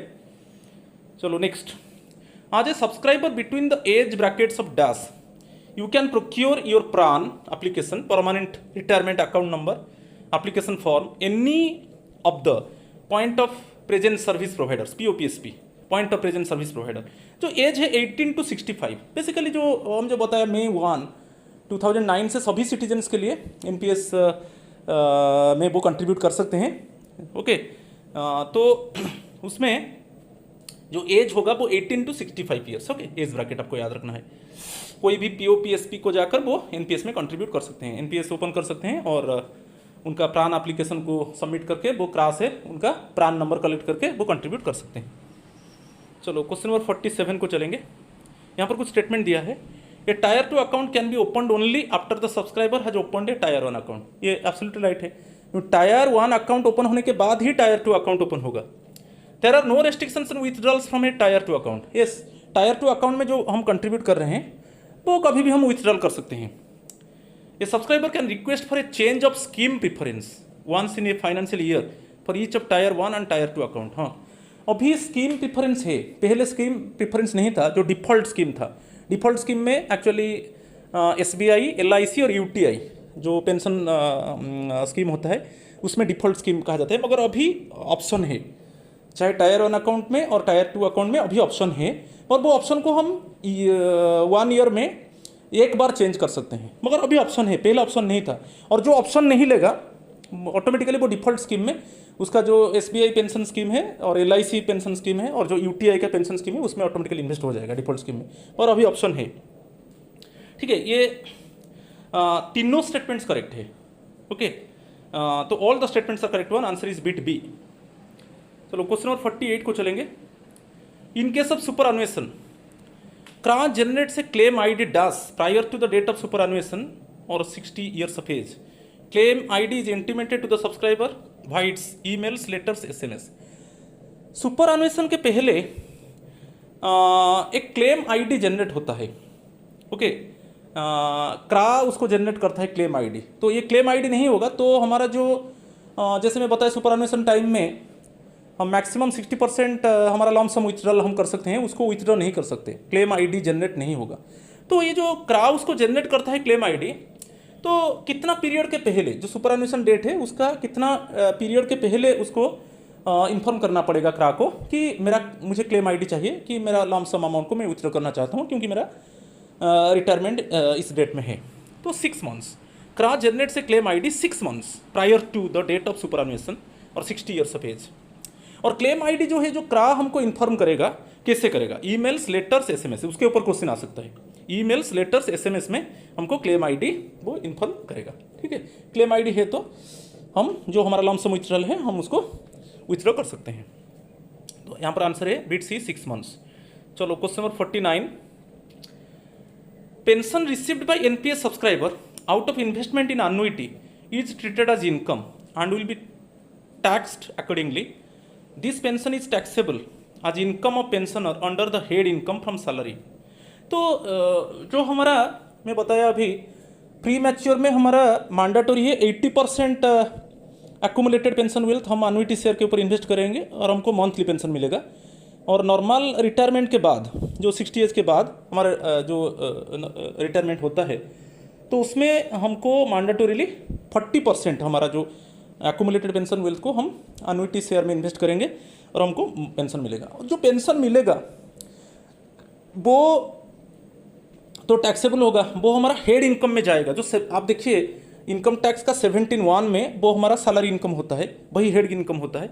तो उसमें वो जो पेंशन हमको मिलेगा वो वहाँ पर इंक्लूड होगा। ठीक है, ये जो स्टेटमेंट है वो करेक्ट है। जो हमको पेंशन मिलेगा जो एन्युटी शेयर के ऊपर हम इन्वेस्ट किया प्री मैच्योर में 80%, सपोज जो मैंडेटरी है मिनिमम, और सुपर अन्वेषण के बाद 40% मैंडेटरी है, और जो हमको मंथली पेंशन मिलता है वो टैक्सेबल होगा। Okay, this pension is taxable as income of pensioner under the head income. Head income 17(1), आप आईटी में देखिए इनकम टैक्स सेक्शन देखिए 17(1) में हमारा हेड इनकम होता है। ओके, फ्रॉम सैलरी, ये ट्रू है, answer is bit A. Right, question number 50, NPS subscriber can exercise the option of deferment lump sum and annuity after obtaining the continuation option. Suppose आप मैं बताया था जो super अन्वेषण के पहले just 15 days before the super अन्वेषण हम नोडल ऑफिस को इन्फॉर्म करेंगे कि 60 एज के बाद भी मैं एनपीएस में कंट्रीब्यूट करना चाहता हूं और मेरा जो लॉन्ग सम अमाउंट है उसको मैं डिफर करना चाहता हूं और मेरा अन्युटी जो मैं इन्वेस्ट करूंगा अन्युटी शेयर्स के ऊपर उसको मैं भी डिफर करना चाहता हूं। राइट, ये तो ऑप्शन है। मगर ये ऑप्शन लेने के बाद ओके हम उसको फिर डिफर करना चाहते हैं। हम ऑप्शन ले लिया कि 60 एज के बाद हम कंट्रीब्यूट करेंगे और हमारा जो लॉन्ग सम विथड्रॉल है हम उसको डिफर के लिए ऑप्शन दे दिया और अन्युटी इन्वेस्टमेंट के लिए भी हम उसको डिफर कर दिया। जो हमारा मैंडेटरी होता है 40% एक्यूमुलेटेड वेल्थ हम जो मिनिमम 40% होता है इन्वेस्ट करने के लिए उसका ऑप्शन भी ले लिया। उसके ऑप्शन के बाद हम उसको बंद करना चाहते हैं, वो नहीं होगा। ओके, तो NPS subscriber can exercise the option of deferment lump sum and annuity after obtaining the continuation option. Okay, नहीं, ये नहीं हो सकता। तो यहाँ पर आंसर बिट बी, ये bit B it is false one, क्योंकि ऑप्शन हम एक बार ले लिया मीन्स कि 60 एज के बाद हम दोनों को डिफर करेंगे तो उसको हम कंटिन्यू के लिए दे दिया, उसको हम बंद नहीं करेंगे। ठीक है, बंद कर नहीं सकते। तो ये जो स्टेटमेंट है वो फॉल्स है। ओके, तो एनपीएस सब्सक्राइबर क्या ना एक्सरसाइज ऑप्शन ऑफ डिफरमेंट, क्या उनके पास ऑप्शन है? नहीं, ऑप्शन नहीं है। एक बार आप डिसीजन ले लिया मीन्स उसको आप डिफर नहीं कर सकते। Answer is bit B, false one. चलो, ये एनएसडीएल जो है नेशनल सिक्योरिटीज डिपॉजिटरी लिमिटेड में बोला था पीएफआरडीए ने उसको सेंट्रल रिकॉर्ड कीपिंग एजेंसी के आकार में उसको रिस्पॉन्सिबिलिटी दिया है। सो सेंट्रल पेंशन अकाउंटिंग ऑफिस उसको कहा जाता है, सेंट्रल पेंशन अकाउंटिंग ऑफिस, उसमें पूरा रिकॉर्ड रहता है सब्सक्राइबर्स का, नहीं कि? तो ये कब फाउंड हुआ? फाउंडेड ऑन, ये जो है founded on August 8, 1996। Answer is bit D, August 8, 1996। ये भी बहुत इंपॉर्टेंट है, answer is bit D. Question number 52, dash regulated insurance companies which are empanelled by PFRDA pension fund regulatory and development authority to provide annuity services to the NPS subscribers. जो हम अन्युटी के ऊपर invest करेंगे तो वो जो insurance companies होते हैं, वो इंश्योरेंस कंपनीज का अथॉरिटी कौन है? एक्चुअली बेसिकली इंश्योरेंस अथॉरिटीज, जो इंश्योरेंस कंपनीज होते हैं उनका अथॉरिटी है IRDA, insurance regulatory and development authority, IRDA। जो IRDA में जो इंश्योरेंस कंपनीज है उसको एम्पैनल किया है PFRDA ने, तो उन्हीं का इंश्योरेंस कंपनी में हमारा अन्युटी इन्वेस्टमेंट होगा।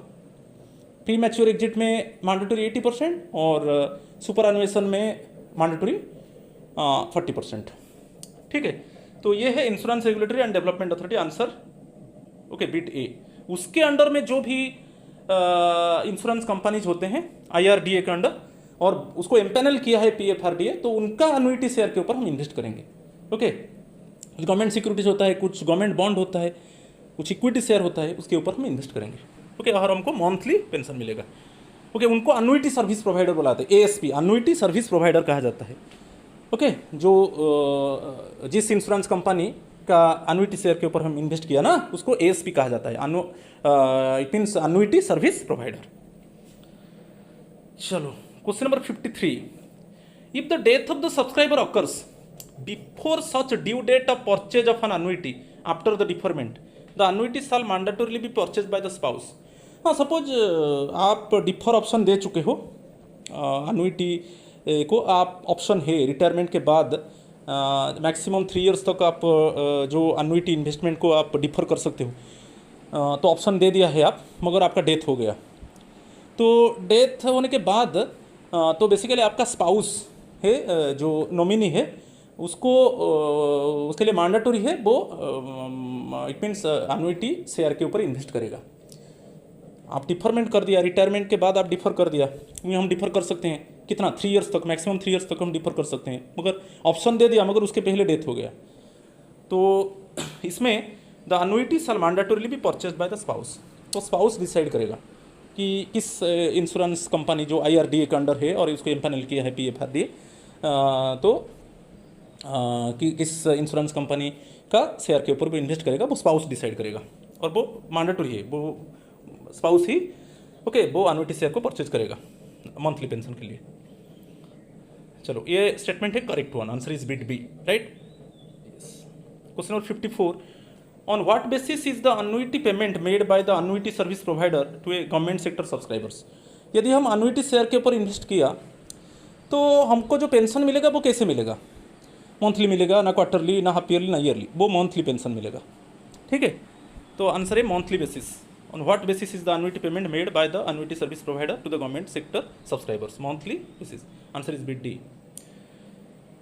Question number 55, who handles subscribers request regarding change in address, nomination or any other activity in connection with annuity contract। आप annuity contract means आप जो इंश्योरेंस कंपनी है IRDA के अंडर, तो उसका आप डिसाइड कर चुके हो कि इसी इंश्योरेंस कंपनी का शेयर के ऊपर मैं इन्वेस्ट करूंगा पेंशन के लिए, तो आप कोई एड्रेस, कोई नॉमिनेशन और एनी अदर एक्टिविटी आप चेंज करना चाहते हो, तो किसको आप रिक्वेस्ट करोगे? भाई अन्युटी सर्विस प्रोवाइडर को। जिस इंश्योरेंस कंपनी जो IRDA के अंडर है और जिसको एम्पैनल किया है PFRDA, pension fund regulatory and development authority, और उसका कंपनी का शेयर को आप शेयर के ऊपर इन्वेस्ट किया है और मंथली पेंशन वो देता है, आप कोई चेंज करना चाहते हो तो उसको ही आप अप्रोच करोगे, annuity service provider who handles annuity service provider ASP handles subscribers request regarding change in address, nomination और any other activity in connection with annuity contract. चलो, question number 56, dash minimum net worth required for an application for an applicant to act as an empanelled annuity service provider. Suppose minimum net worth कितना होना चाहिए? कोई company, insurance company चाहता है कि वो PFRDA का pension fund, it means pension fund regulatory and development authority उसको एम्पैनल करेगा, और जो insurance regulatory and development authority है IRD है, तो उसमें एम्पैनल करना चाहता है और वो शेयर उसका बेचना चाहता है ओके, और उसको मंथली पेंशन वो देने के लिए चाहता है, तो उसका मिनिमम नेट वर्थ कितना होगा? ₹250 crore. ₹250 crore minimum net worth required for an applicant to act as an empaneled annuity service provider. Right? Answer is bit B. Question number 57. What is the rate of interest to be paid for NPS contributions which you are deducted from the salary of the government employee but not remitted to CRAS system or remitted late? Suppose जो हमारा NPS contributions है वो deduct हो चुका है मगर वो CRAS system में रेमिट नहीं हुआ है, ओके, और उसको रेमिट किया गया है लेट में, तो वहाँ पर किस तरीके से रेट ऑफ इंटरेस्ट पेड होगा एनपीएस सब्सक्राइबर को, क्योंकि उसका सैलरी से डिडक्ट हो चुका है, ओके, और वो क्रास सिस्टम में रेमिट नहीं हुआ है, और रेमिट हुआ है तो लेट में हुआ है, तो वहाँ पर कैसे रेट ऑफ इंटरेस्ट उसको मिलेगा? जीपीएफ रेट ऑफ इंटरेस्ट, जो जनरल प्रोविडेंट फंड का रेट ऑफ इंटरेस्ट होता है उस हिसाब से उसको रेट ऑफ इंटरेस्ट मिलेगा, okay. Answer is bit A. 58 को चलेंगे। Within dash days should the withheld amount of pension wealth be paid to the subscriber on conclusion of the departmental और जुडिशियल प्रोसीडिंग्स। कभी कभी judicial proceedings चलता है और concern employ का retirement हो जाता है, मगर जुडिशियल प्रोसीडिंग्स और डिपार्टमेंटल प्रोसीडिंग्स चलता है, तो रिटायरमेंट के बाद भी चलेगा। तो उस केस में जो मैक्सिमम जो अकोमुलेटेड पेंशन वेल्थ का मैक्सिमम 60% वो लॉम सम विथड्रॉ करेगा, मगर वो विथड्रॉ नहीं कर सकता क्योंकि वो कुछ पार्ट उसको ब्लॉक कर दिया जाता है, क्योंकि उसके ऊपर डिपार्टमेंटल प्रोसीडिंग चल रहा है और जुडिशियल प्रोसीडिंग चल रहा है। तो उसको कब पेमेंट होगा? जब जुडिशियल प्रोसीडिंग कंप्लीट हो जाएगा और डिपार्टमेंटल प्रोसीडिंग कंप्लीट हो जाएगा, उसका 90 डेज़ के अंदर जो विथहेल्ड रखा है उसका जो लॉम सम अमाउंट को, जो पेंशन अकोमुलेटेड वेल्थ जो बेसिकली मैक्सिमम 60% वो विथड्रॉ करता है, और जो भी अमाउंट को विथहेल्ड किया गया है जो लॉम सम अमाउंट का, तो उसको 90 डेज़ के अंदर उसको दे दिया जाएगा, okay. Within 90 days should the withheld amount of pension wealth be paid to the subscriber on conclusion of the departmental और judicial proceedings. Question number 59. What is the method followed for interest calculation on NPS accumulations? जो NPS अक्यूमुलेशंस हमारा होता है, तो उसका जो interest calculation कैसे होता है? उसका इंटरेस्ट कैलकुलेशन एक्चुअली वो जो होता है simple interest is calculated on monthly basis. आपको याद रखना है, simple interest is calculated on monthly basis. उस हिसाब से जो हमारा एनपीएस अक्यूमुलेशंस होता है उसका इंटरेस्ट कैलकुलेशन होता है। Answer is bit C, sorry answer is bit B. Simple interest is calculated on monthly basis. Answer is bit B, right. Question number 60. State whether a government servant who joined duty after 1/1/2004 is eligible for encashment of leave salary after retirement under NPS. encashment of leave salary जो हमारा service book में up to maximum 300 EL है कि, तो उसको उसके ऊपर leave encashment होगा। तो जितना भी माने मैक्सिमम 300 है EL, और उसमें जितना EL होगा और बाकी जो HPL होगा, EL जो है फुल लीव सैलरी, HPL जो है हाफ लीव सैलरी, उसके हिसाब से, मगर अप टू मैक्सिमम 300। तो लीव एनकैशमेंट एज यूजुअल मिलेगा एनपीएस सब्सक्राइबर को, जिसका सुपर एनुएशन टाइम में एज यूजुअल लीव एनकैशमेंट मिलेगा, और वो सीसीएस लीव रूल्स, ओके, जो लीव एनकैशमेंट वो एज यूजुअल मिलेगा। ओल्ड पेंशन में था, सीसीएस पेंशन रूल्स 1972 में था, और एनपीएस में भी है, राइट। तो answer is bit B, the benefit of encashment of leave salary is admissible in terms of CCS leave rules. Answer is bit B. Question number 61. Government of India the GOI established pension fund regulatory and development authority PFRDA. जो PFRDA को कब establish किया government of India ने? On dash, okay, to develop and regulate the pension funds under the NPS. हम जानते हैं कि PFRDA the main function is to develop and regulate the pension funds under the NPS. उसको जो established उसका जो government of India ने उसको एस्टेब्लिश किया कौन सा डेट में? ये है 10 अक्टूबर 2003। 10 अक्टूबर 2003। आंसर इज बिट ए। 10 अक्टूबर 2003 में पीएफआरडीए को गवर्नमेंट ऑफ इंडिया ने एस्टेब्लिश किया, ओके, जो पेंशन फंड को रेगुलेट करने के लिए, और हमारा न्यू पेंशन स्कीम लागू हुआ 1/1/2004 से। 62 को चलेंगे। जो 16 digit permanent pension account number हमको अलर्ट होता है, आप देखिए, आपको क्रा ने एक बॉन्ड दिया है, उसमें क्लियरली मेंशन है 16 digit permanent pension account number PPAN, वो और एक प्राण अलग है परमानेंट रिटायरमेंट अकाउंट नंबर, ये PPAN है। इसको कौन इशू करता है? इसको PAO, pay and accounts office. जो पे एंड अकाउंट्स ऑफिस है PAO, आंसर इज बीटे, वो 16 digit permanent pension account number okay subscriber को इशू करता है। PAO, pay and accounts office, right, answer is bit A. चलो यहाँ पर क्लियरली मेंशन है, जो अकाउंट नंबर जो होगा ना, जो परमानेंट पेंशन अकाउंट नंबर होगा वो कैसे 16 डिजिट जो परमानेंट पेंशन अकाउंट नंबर जिसको पे एंड अकाउंट्स ऑफिस इशू करेगा, वो कैसे, वो जो नंबर 16 डिजिट वो कैसे फिक्स होगा? वो नंबर को first 4 digits of this number will indicate the calendar year of joining government service. जिस ईयर में आप ज्वाइन कर रहे हो, जिस कैलेंडर ईयर में, वो होगा 4 डिजिट, फर्स्ट 4 डिजिट। नेक्स्ट है जिस डिपार्टमेंट वो काम कर रहे हो, वो सिविल है ना नॉन सिविल है, नेक्स्ट डिजिट जो आएगा, फर्स्ट 4 डिजिट हो गया कैलेंडर ईयर। नेक्स्ट जो डिजिट आएगा वो आप कौन सा डिपार्टमेंट में काम कर रहे हो, वो सिविल डिपार्टमेंट है ना नॉन सिविल डिपार्टमेंट मिनिस्ट्री है, सिविल और नॉन सिविल मिनिस्ट्री।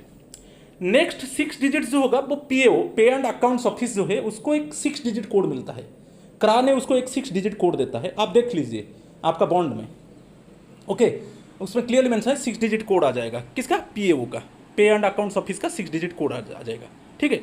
और जो लास्ट 5 डिजिट्स होता है, अभी 11 डिजिट हो गया, जो लास्ट 5 डिजिट्स होगा वो एक रनिंग सीरियल नंबर होता है, okay, running serial number of the individual government servant, also again which will be alerted by the POA, पे एंड अकाउंट ऑफिस कंसर्न। तो इससे 16 digit permanent pension account number हमको PAO, pay and accounts office subscriber को issue करता है। और वो कैसे वो फिक्स होता है 16 डिजिट अकाउंट नंबर, उसको थोड़ा देख लीजिए, राइट, उसके ऊपर क्वेश्चन आ सकता है। Question number 63, 12 digits unique permanent retirement account number, प्राण जो है परमानेंट रिटायरमेंट अकाउंट नंबर होता है, उसके लिए कार्ड भी हमको मिलता है, allotted by dash to each registered subscriber. Each registered subscriber को जो प्राण है परमानेंट रिटायरमेंट अकाउंट नंबर, उसको कौन इशू करता है? उसको क्रा करता है, सेंट्रल रिकॉर्ड कीपिंग एजेंसी। तो आपको याद रखना है, परमानेंट पेंशन अकाउंट नंबर उसको इशू करता है PAO, pay and accounts office, मगर जो प्राण है परमानेंट रिटायरमेंट अकाउंट नंबर जो 12 डिजिट का होता है, उसको कौन इशू करता है? क्रा करता है, central record keeping agency.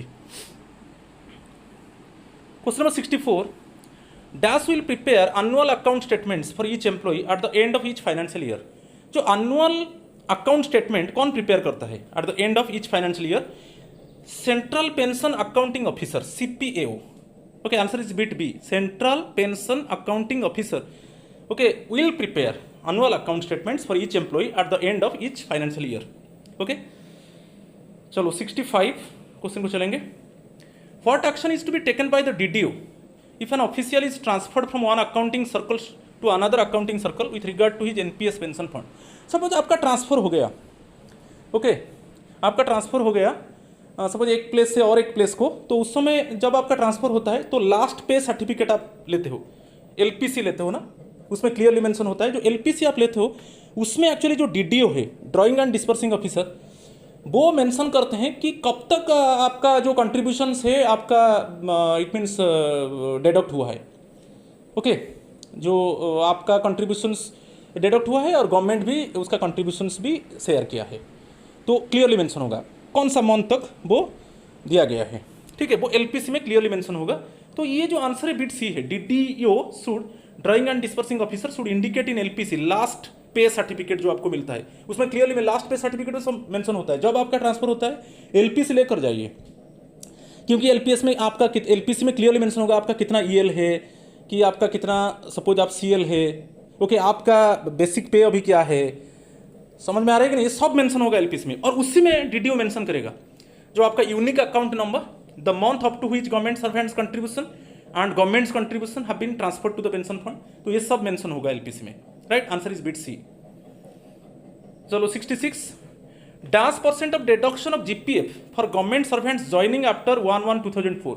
Actually 1/1/2004 के बाद जनरल प्रोविडेंट फंड में हमारा कंट्रीब्यूशन नहीं होगा, क्योंकि NPS आ गया ना, तो NPS कंट्रीब्यूशन होगा, GPF नहीं। GPF जो आता है कंट्रीब्यूशन होता है वो पुराना पेंशन के लिए, CCS पेंशन रूल 1972। तो अभी जो यहाँ पर दिया है % of deduction of GPF for government servants joining after 1/1, no, joining after 1/1/2004 means NPS contribution होगा, इसमें कोई GPF कंट्रीब्यूशन नहीं है, तो ये जो आंसर होगा बिट बी होगा, नील होगा, okay, 66, right. 67, Mr. X appointed in a central government service on 1/9/2012 retired on invalidation not attributable to a government duty on 25/6/2021. State what type of pension he is eligible for. Invalidation means कोई concern government employee वो invalid हो गया क्योंकि वो mentally और physically वो fit नहीं है काम करने के लिए। ओके, तो उस केस में उसको इनवैलिड पेंशन मिलता है। ओके, इनवैलिड पेंशन मिलेगा जो बेसिकली सीसीएस पेंशन रूल चले जाइए। Invalid pension calculated in terms of rule 38 and rule 49 of CCS pension rules 1972। और जो इनवैलिड पेंशन आपको बता रहा हूँ कि इनवैलिड पेंशन जो होगा वो लास्ट बेसिक पे का 50% होगा, लास्ट बेसिक पे का 50% होगा। ओके, तो यहाँ पर थोड़ा मैं इसको क्लैरिफाई भी कर दिया। तो ये पुराना रूल के हिसाब से अभी भी एनपीएस में भी ये लागू है। ओके, इनवैलिड पेंशन भी लागू है। और वो सीसीएस पेंशन रूल 1972 का आप देख लीजिए, रूल 38 इनवैलिड पेंशन के ऊपर है। वो वही मेंशन कर दिया कि accordingly invalid pension at the rate of 50% of emoluments और average emoluments whichever is more beneficial subject to a minimum of 9,000 rupees per pension. Minimum जो पेंशन होगा वो 9,000 होगा and maximum of 1,25,000 rupees per pension. हम जानते हैं कि जो मिनिमम पेंशन है अभी 9,000 है और मैक्सिमम 1,25,000 है। shall be payable to a government servant who retires under Rule 38 of CCS Pension Rules 1972 even before completing a qualifying service of 10 years। तो इनवैलिड पेंशन भी अभी लागू है एनपीएस सब्सक्राइबर के लिए। सपोज वो इनवैलिड हो जाता है, वो मेंटली और फिजिकली अनफिट हो जाता है, तो एज यूजुअल मैनर वो सीसीएस जो पेंशन रूल 1972 के हिसाब से जो रूल 38 में मेंशन है उसके हिसाब से उसको इनवैलिड पेंशन मिलेगा। और लास्ट आपको याद रखना है कि लास्ट बेसिक पे का 50% मिलेगा। ठीक है, उसके हिसाब से जो यहाँ पर जो दिया है सर्विस ग्रेचुइटी रूल 49 में उसको सर्विस ग्रेचुइटी भी मिलेगा। ठीक है, चलो क्वेश्चन नंबर 68 को चलेंगे। An income tax inspector covered under NPS died in service attributable to government duty। Actually government duty में था, उसका डेथ हो गया। ओके, ऐसा कुछ टूर में गया था, गवर्नमेंट ड्यूटी में था, उसका डेथ हो गया। तो whether he is eligible for family pension. हाँ, एक्स्ट्रा ऑर्डिनरी फैमिली पेंशन एक रूल है, आप देख लीजिए, central civil services EOP extra ordinary family pension rules 1939। Okay, extra ordinary family pension rules 1939 को ये कब मिलता है? जब कोई गवर्नमेंट सर्वेंट गवर्नमेंट ड्यूटी में ऐसा कुछ जॉब में है, कुछ मिस हैपनिंग होता है और उसका डेथ हो जाता है, तब एक्स्ट्रा ऑर्डिनरी फैमिली पेंशन मिलता है ओके, उसका फैमिली मेम्बर को। तो जो एक्स्ट्रा ऑर्डिनरी फैमिली पेंशन मिलेगा वो कितना होगा? लास्ट बेसिक पे का 60% होगा। समझ में आ रहा है कि नहीं? लास्ट बेसिक पे का 60% होगा, मगर यहाँ पर जो उसका डेथ होगा basically it is attributable to the government duty. ऐसा कुछ गवर्नमेंट ड्यूटी में है और उसका डेथ हो गया।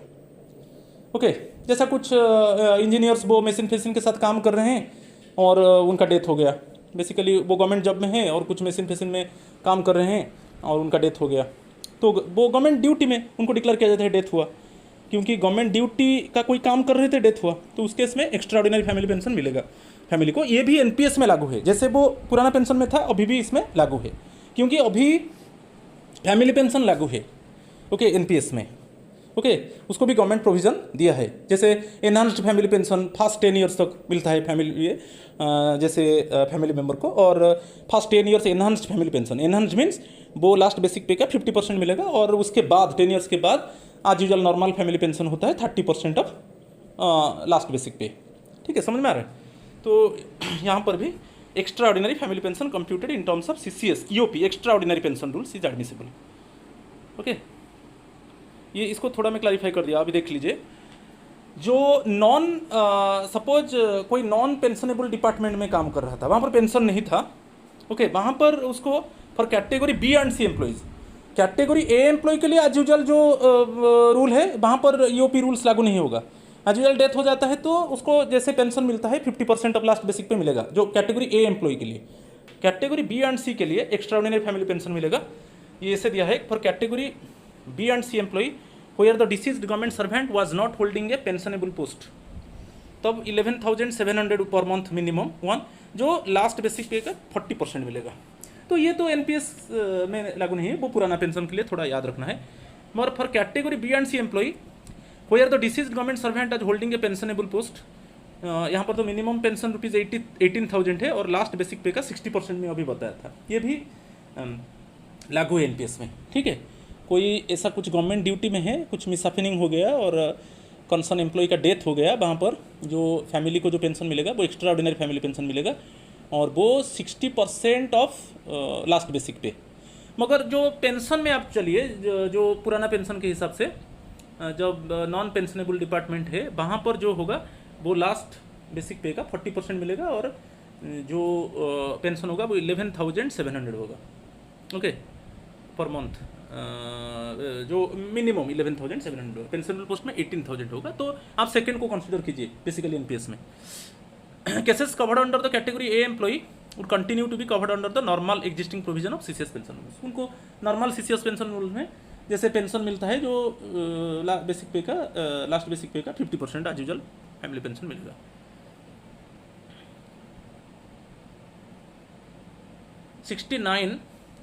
A central government servant was covered under NPS from 1/1/2009. He was discharged from government service due to disease or injury attributable to government duty on 25/6/2021. Elucidate his pension benefit. Suppose ऐसा कुछ disease में और कुछ injury हो जाता है, जब government duty में होता है इंजुरी हो जाता है तो उसको डिसेबल पेंशन मिलेगा, ओके, उसको डिसेबल पेंशन मिलेगा। तो यहाँ पर देख लीजिए, answer is bit C, disability pension computed in terms of CCS, वही एक्स्ट्रा ऑर्डिनरी पेंशन रूल्स 1972। यहाँ पर वो डिसेबिलिटी पेंशन मिलेगा। यहाँ ये भी एनपीएस के लिए लागू है जैसे पुराना पेंशन में लागू था, ये भी एनपीएस में लागू है, ठीक है। तो यहाँ पर थोड़ा कैसे मिलेगा डिसेबिलिटी पेंशन, जैसे आप 100% डिसेबल हो तो आपको कैसे मिलेगा ना, लास्ट बेसिक पे का 50% मिलेगा, प्लस 100% डिसेबल हो तो फिर वही बेसिक पे का 30% एक्स्ट्रा मिलेगा। तो फर्स्ट एज यूजुअल मैनर 50% मिलेगा बेसिक पे का, प्लस फिर अगेन बेसिक पे का 30% मिलेगा। 100% डिसेबल हो, 100% से कम हो तो उसका प्रोपोर्शनेट में मिलेगा, 50% ऑफ लास्ट बेसिक पे मिलेगा, और 100% से कम डिसेबल है तो वो उसके हिसाब से एक प्रोपोर्शनेट में मिलेगा, ठीक है। और मिनिमम कितना होगा, 18,000 पर मंथ होगा। मगर ये category B and C employee के लिए, category B and C, okay, employee के लिए। मगर कैटेगरी ए एम्प्लॉय के लिए वो एज यूजुअल उनको वो पेंशन रूल के हिसाब से मिलेगा जो 50% है, लास्ट बेसिक पे का 50% मिलेगा, राइट। तो ये भी एनपीएस लागू है, disability pension, invalid pension, extraordinary pension, ये सब लागू है। और जैसे कोई सर्विस में डेथ हो जाता है तो फैमिली पेंशन, ये सब एनपीएस में लागू है। मगर वो एक्चुअली एक ऑप्शन होता है वहाँ पर, जो एम्प्लॉय ऑप्शन दिया है कि हाँ, दो ऑप्शन होता है। सपोज वो फैमिली पेंशन के लिए ऑप्शन दिया है कि वो एनपीएस का जो बेनिफिट है उसके लिए ऑप्शन दिया है, और ऑप्शन नहीं दिया है तो डिफ़ॉल्ट ऑप्शन में वो फैमिली पेंशन ले सकता है जब गवर्नमेंट सर्विस में डेथ हो जाता है, ओके। तो एज यूजुअल फैमिली पेंशन आप देख लीजिए, वो भी एलिजिबल है। लास्ट क्वेश्चन आज का, government offices like principal PR.AO means principal accounting office, okay, government offices like PR.AO, PAO and DDO, ये principal accounts office, pay and accounts office, drawing and disbursing office which will interact with CRA on behalf of the subscriber और collective report nodal, ये सब nodal office है। आपका principal accounts office है, पे and accounts office है, drawing and disbursing office है, ये सब नोडल ऑफिस है, ये एब्सोल्यूट राइट है। फिर principal accounts office monitor performance of PAO and DDO in discharging their responsibilities in CRA system. हाँ, जो प्रिंसिपल